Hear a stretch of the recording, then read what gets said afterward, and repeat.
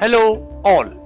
Today we shall be talking about the religious and commemorative Roman architecture circa 509 BC to 337 AD.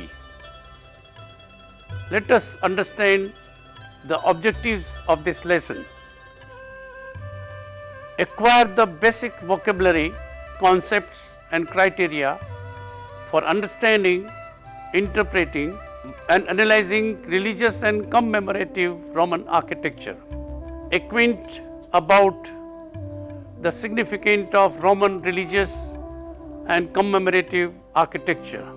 Know and appreciate significance of historical and cultural context of these architectural pieces. Learn and understand the relationship between the arts and times during which they were created. Understand the Roman point of view on such architecture. Encounter significant works of religious Roman architecture. Understand and appreciate the role of values, beliefs and ideas in shaping such Roman architecture. Let us look at the contents of the chapter. We shall first look at religious architecture, especially the Pantheon in greater detail. In commemorative architecture, after all broad features, we will look into the Arapaces, Trajan's column and triumphal arch. Let us look at religious architecture first. Temples in Rome have been identified from circa 575 BC onward. While earlier temples were very basic in structure and made of wood with terracotta ornaments. Subsequently, more solid materials such as travertine, marble, cement, brick gradually came into use. Temples obviously played an important role, not just for sentimental or emotional value, but also in the documentation of history. Roman temples were derived from Greek and Etruscan temples. Podium, base and the frontality of the temple came from the Etruscans. The columns, the cella, central room, the porch, pronaos, the orders and the pediment followed from Greece. The use of marble as the main material is also attributed to Greek artisan influx in Rome. Temples to worship the gods were built throughout the Roman Empire. Uniformity imposed by Roman Empire to every field of common life can also be seen in religious architecture. The temples were a home for gods in every city. Built on the top of a podium, the roofs of the temples were usually triangle shaped and supported by great pillars. Steps built behind the pillars led up to the main doorway.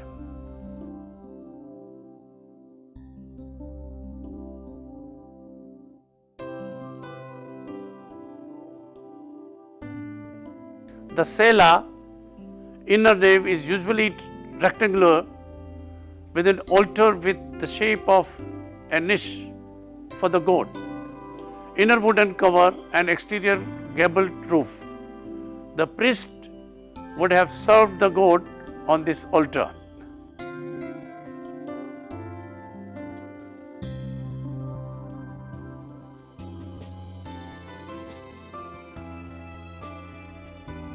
Sometimes they got a circular plan as Rome's Pantheon, but temples in Hispania are smaller with a conical cover or dome and central opening for the exit of smokes from sacred fires, similar to those of Temple of Vesta at Rome.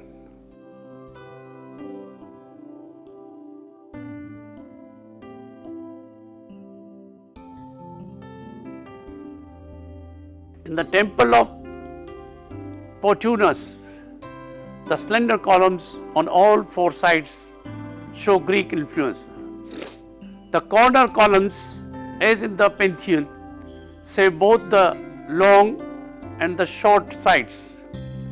One can see the Etruscan influence is apparent in the deeper porch, raised podium and steps, giving the temple a well-defined frontal aspect.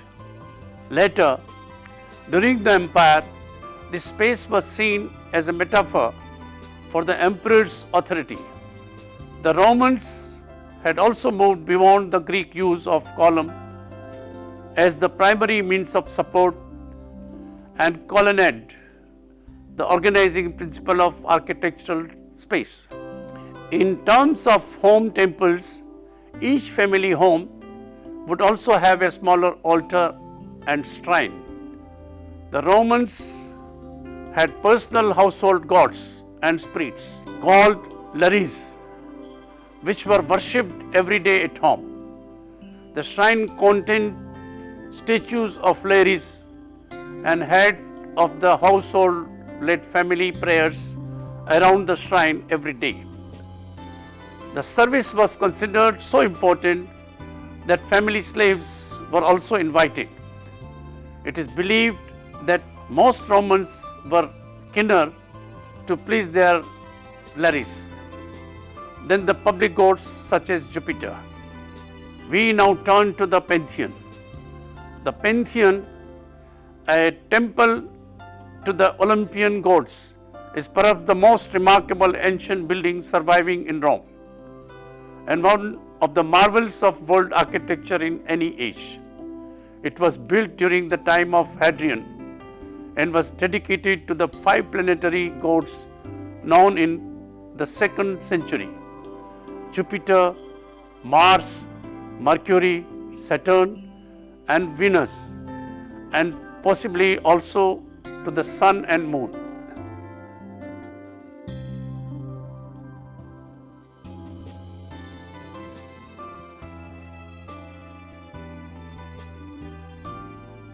It consists of two main parts: a traditional rectangular portico supported by massive granite Corinthian column, and a huge concrete rotunda,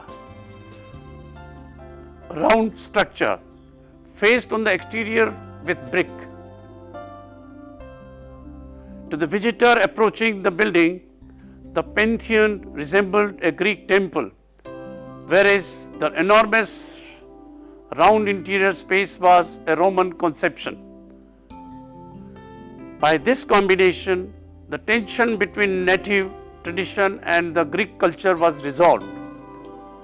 Inscribed on the pediment of the portico is the name Marcus Agrippa, who had dedicated an earlier temple on the same site. The entire Pantheon stands on a podium with steps leading to the portico entrance. The building was originally approached through a colonnaded forecourt, which has since been destroyed. Once inside the rotunda, the visitor is confronted by a vast domed space, illuminated only by the open oculus, Latin for eye. In the center of the dome on the drum are in perfect proportion, the distance from the top of the dome to the floor being identical with the diameter of the drum. The columns usually carried florid Corinthian capitals, the Doric style being too plain to let in eyes. The marble floor consists of patterns of circles and squares, and the walls contain niches, each one for the different deity, with Corinthian columns supporting alternating triangle and rounded pediments. Between each niche is a recess with two huge columns flanked by two corner pilasters. A circular entablature forms the base of a short second story. This, in turn, bears the whole weight of the dome, which is channeled down to the 8 piers. The dome has 5 coffered bands, rows of recessed rectangles in the ceiling. These reduce the weight of the structure and also create an optical illusion of greater light. The coffers were originally painted blue and each had a gold rosette in the middle, enhancing the dome's role as a symbol of sky or the dome of heaven. The blue paint repeated the blue sky visible through the oculus, which cast a circle of light inside the building. The illuminated circle reminded ancient Roman visitors of the symbolic equations between the sun and the eye of Jupiter, the supreme celestial deity of Rome. It takes the breath by the vast dimensions, the simplicity of its forms, and the audacity of the structural design. Let us look at some views of the temple.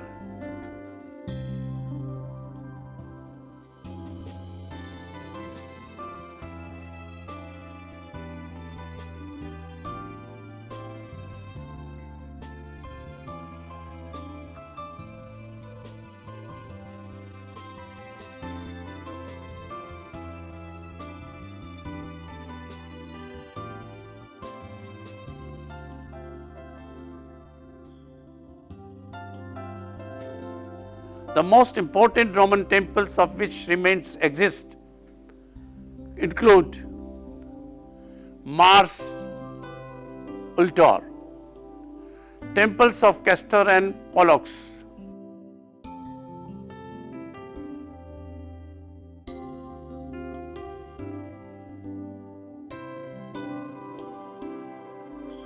Fortuna Virilis,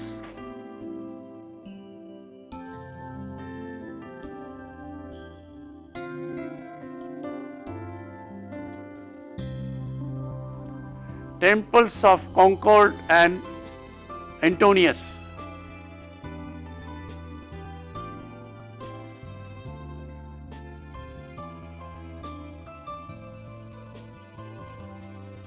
the temple of Bacchus and Baalbek,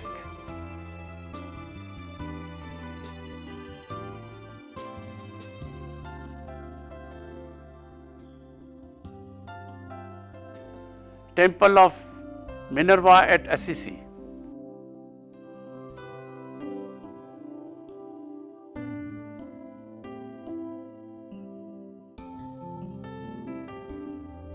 temples at Pompeii,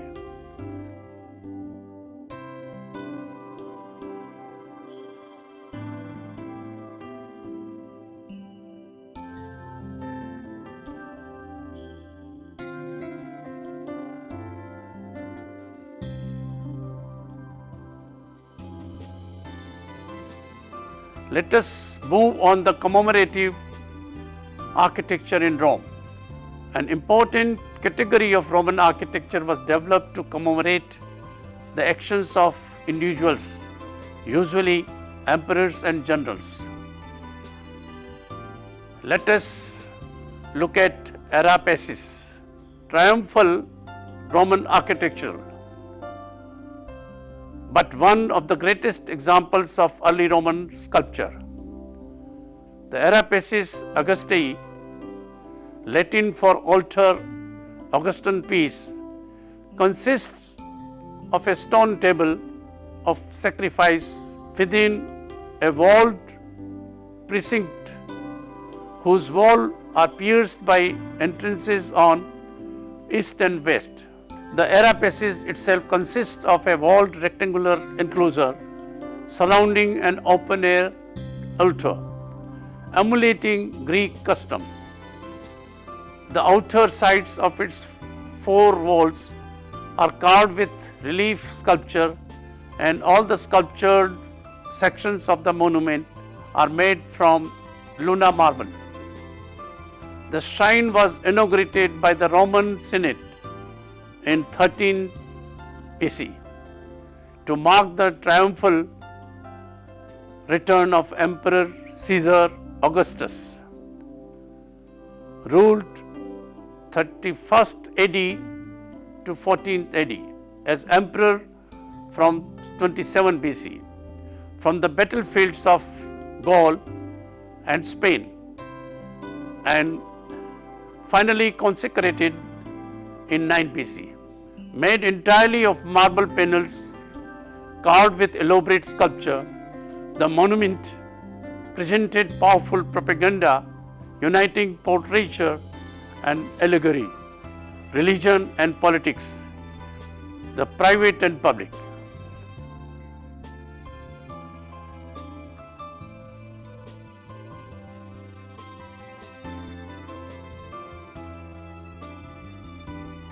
The altar was erected in the northeastern corner of Campus Martius, an area cleared by Augustus to hold several monuments. While the altar recalled the primitive open-air altars of early Roman times, the reliefs on the exterior of the marble frame were executed in classical Greek style. They depict Greek motifs such as the processional frieze, but the subjects of the reliefs are Roman. The iconography of its sculpture was designed to celebrate the peace imposed by Augustus throughout the empire, and like all Roman art, was intended to be visual reminder of Roman military power and of the Julio-Claudian dynasty by whom it was established. The Arapacis frieze includes portraits of individuals, priests and others who participated in the ritual. Although the identity of its creator is not known, one must suppose that they included the best sculptors of ancient Rome. Though once highly familiar with Greek traditions of stone sculpture.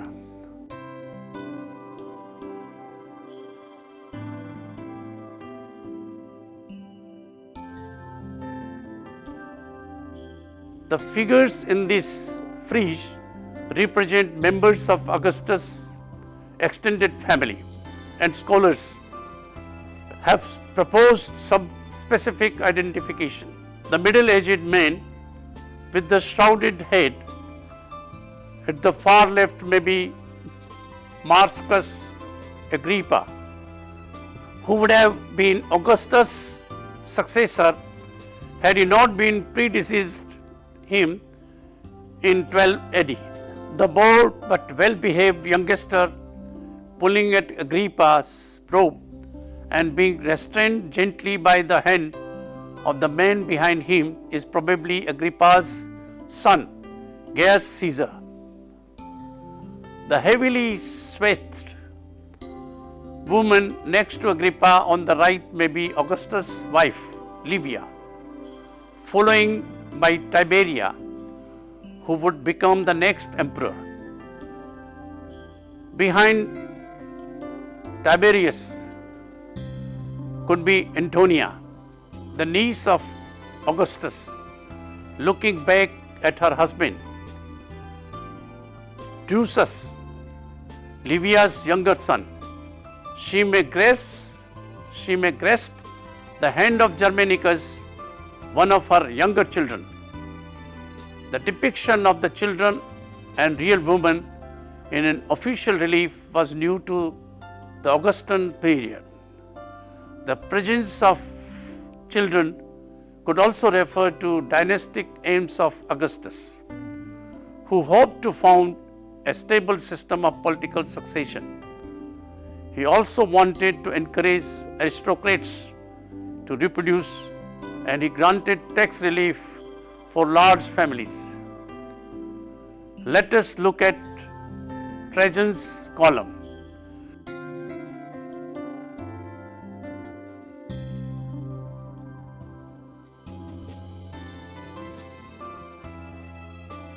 Trajan's column, Colonna Traiana, is a triumphal monument in Rome to celebrate the military victories of the Roman Emperor Trajan, ruled 98 to 117 CE in the Dacian Wars, fought in Transylvania and Carpathian Mountains, construed during the period 106 to 113 in Trajan's Forum.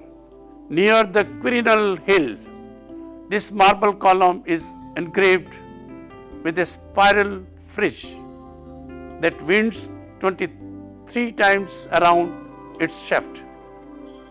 The unique Roman feature was the addition of a ribbon-like documentary narrative frieze, first used and best exemplified in Trajan's column, and the first 4 bands of the spiral at the beginning of the narrative. The Roman army prepares its campaign. On the first level, a giant bearded river god personifies the Danube. He watches as Trajan leads the Roman army out of walled city. Boats and soldiers fill the river. Talking about triumphal arch now, the Romans excelled at yet other architectural wonder, triumphal arches, mentioned in previous chapter.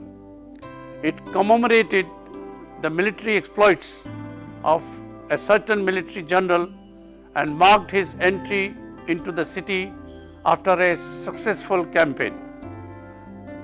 Part architecture, part sculpture, the freestanding arches were stand-alone and different from other entrance arches, in the sense that they had inscriptions on them explaining the purpose of the arch.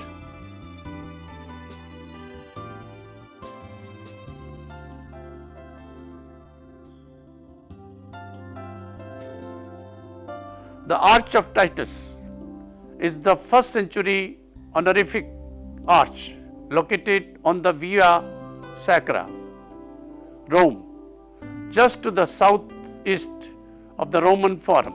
It was constructed in circa 82 AD by the Roman Emperor Domitian shortly after the death of his older brother Titus, to commemorate Titus' victories, including the siege of Jerusalem in 70 AD.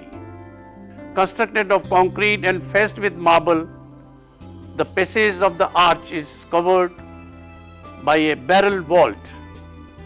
The arch served as a giant base, 50 feet tall, for a lost bronze statue of the emperor in a 4-horse chariot.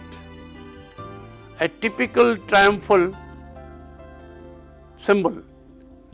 The inscription on the uppermost or attic story declares that the Senate and Roman people erected the monument to honor Titus.